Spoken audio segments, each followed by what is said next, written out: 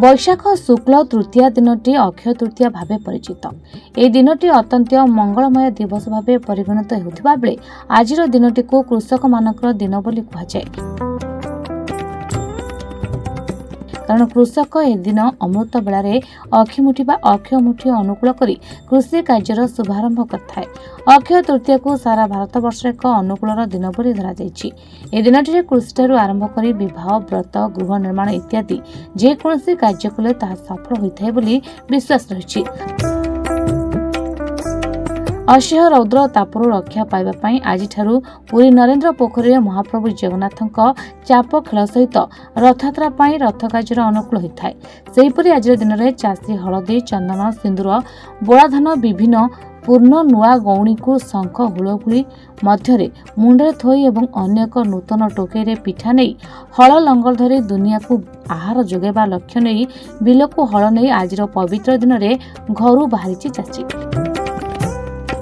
आज दिन में चाष काम आरंभ कर परंपरा रही बेले आज अनुकूल आरंभ कर चाषी।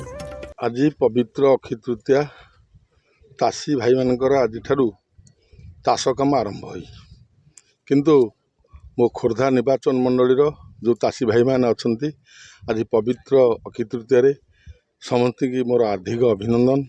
समस्ते आम ताशरे मन दबा ताश नथले किछि नाही। आज चाष कले आम समस्ते भले रहिबा।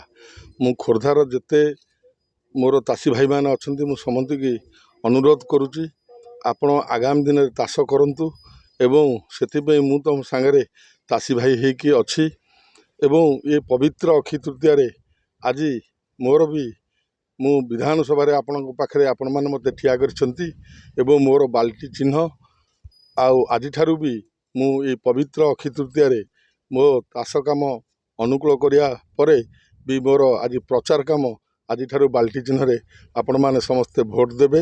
मु भी प्रचार काम आज आरंभ करुच्ची।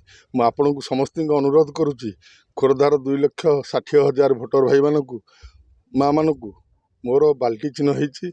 आपण माने मते आशीर्वाद करंतु एवं सहयोग करंतु। निश्चित एठारे आमे स्वाधीन प्रार्थी हिसाब रे विजय लाभ करिबा।